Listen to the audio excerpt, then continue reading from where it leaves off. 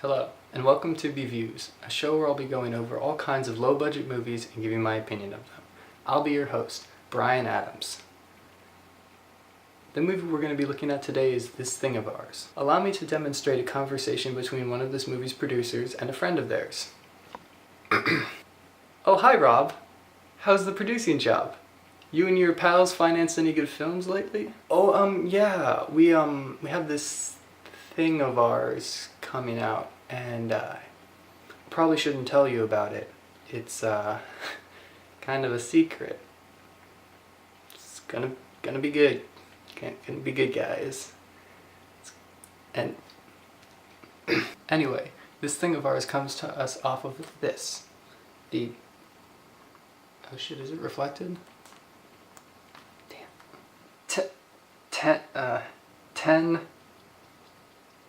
10 high-octane action movies, which promises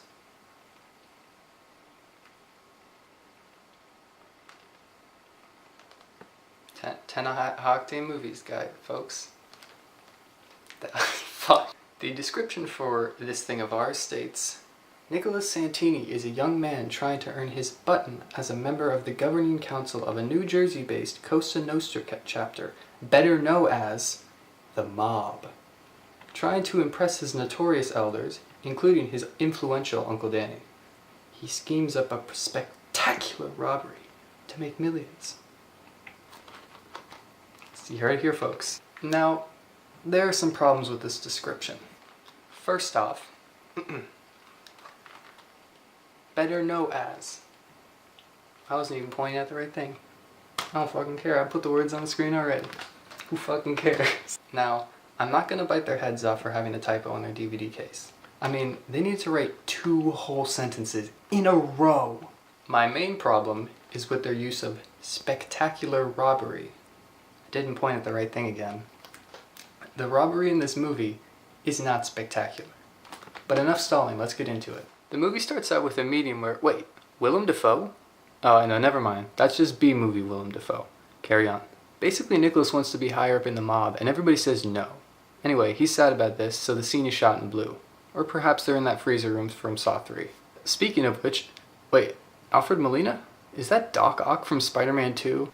Oh, god damn it, I was fooled again. Why couldn't this have been B-movie Spider-Man? They already have 2 of the villains. Anyway, these 3 guys, Austin, Robert, and Nicholas, are trying to fund a project of Austin's to make lots of money. I didn't know I was in this movie. The crew goes to Unimac Graphics to have a weird sauntering competition. They overhear a conversation between 2 sinners and their guardian angel. My friend is fixing for $5. You know what I gotta say to you? Oh, Christ.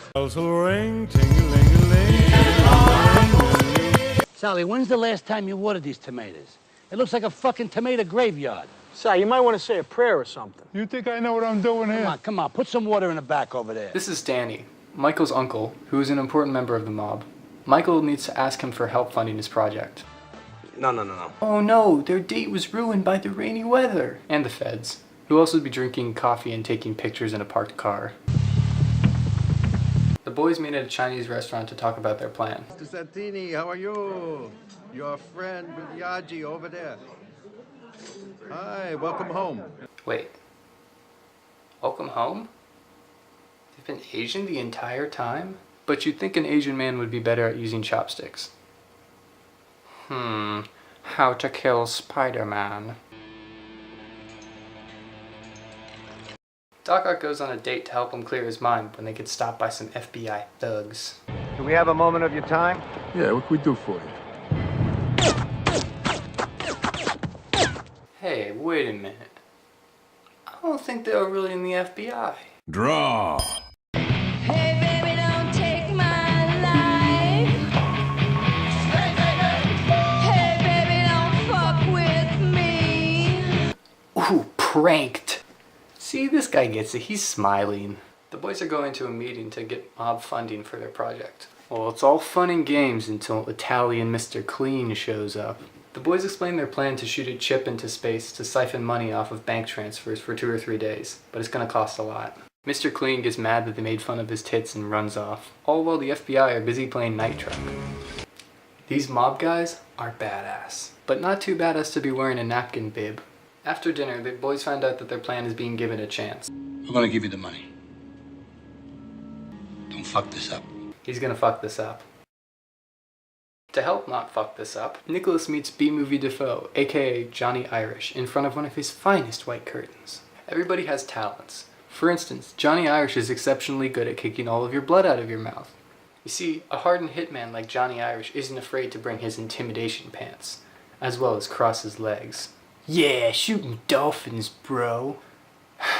Meanwhile, with the boring characters, we see Nick and company meet with the man selling them the chip.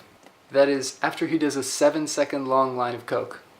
I counted, which causes all of his hair to fall out and fall on the film.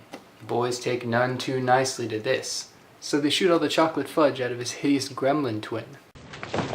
Jesus Christ. Next, we get to meet the Breakfast Club, composed of Rob and Nick's girlfriends. Nick and his girlfriend talk business, while Rob's lady has put on her nicest bandana to honor his return. Now, an important question is the relational strain associated with being in the mob.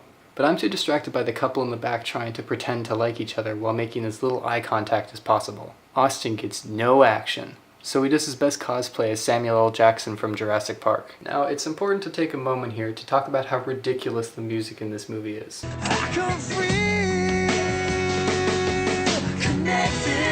Hey, baby, don't fuck with me. Love, since I talked to you. Wow, they even got shitty Paramore for when the FBI takes the boys in for questioning. They're looking at hard time for ripping the label off of their confectioner's sugar. That's worse than ripping it off a mattress. Looks like this cop got really buff from taking off so many pairs of handcuffs. In a pretty funny scene, Austin looks like he's about to rat, but then starts acting like he was abducted by aliens. Sort of. Laser beam hits us and we wake up in the mothership. Yeah, all right, tough guy. Why? See? Told you you wouldn't believe me. I'm not sure he's bluffing though. Only space technology could explain how his shirt got so big. This bothers the third Wayans brother so bad that he rips a phone into existence. Fortunately, Nick's lawyer saves the day by showing the cop the Ring videotape. Any good Wayans brother knows it's best to stay away from scary movies without any sex jokes. The tape shows the cop's partner planting drugs, which pretty much means a get-out-of-jail-free card for the boys, as well as getting the law off their backs for the time being. Austin celebrates his freedom by watching hentai till his computer blue screens, so he decides to go ahead and steal the money using the chip. Lo and behold, it is a success. That was the heist, by the way. The spectacular robbery, that was it. A 60-second scene of a dude on his computer. There are dinner scenes with more action in this movie. But oh no, Austin gets kidnapped by a man who looks like Rocky Balboa mixed with Elvis. The boys find out where he is and prepare to rescue him. Nothing like a bunch of loose handguns rattling around in a briefcase. Gun safety, eat your heart out. What do you want? I deliver it for you? No deliveries tonight, we're closed. Delivery of bullets.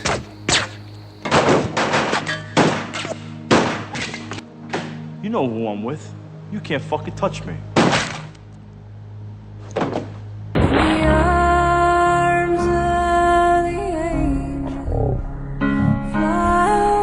After this whole fiasco, the bosses come together for a meeting about how it's really rude to go around killing people. What the hell happened to this thing of ours? 30 years ago, you wouldn't talk like, you wouldn't whisper like this. Nick understands that his life is entering a new chapter. He can't afford to be violent. He needs to keep himself and his family safe. His character arc is really concluded when, fuck that shit. Nick's uncle is very fed up with all this tomfoolery. He has an early morning conference call tomorrow. He needs his shut-eye. What the fuck am ballet?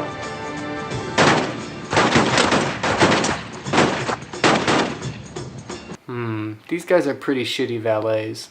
At least they were crafty enough to put a cigar in this guy's mouth, then the police will think he died of smoking. Fatty is sad because his date is dancing with another man. He really should have kept a closer eye on her. A smoked ham wearing a corset is always the life of the party at mafia outings. But then the movie gets sad when Nick hears that he has to tie up loose ends by killing Austin and Rob. Commence the opera music in slow-mo.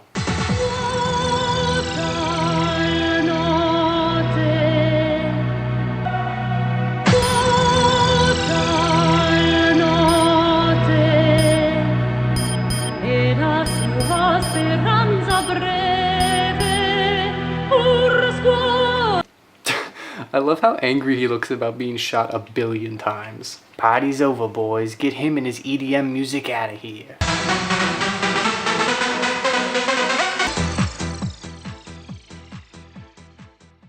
Nick has finally earned his place in the mob. But at what cost? Dun dun dun. You'd think the mob would be able to afford a slightly bigger table. And after all of this bullshit, Nick wants out of the mob. But alas, there is no way out.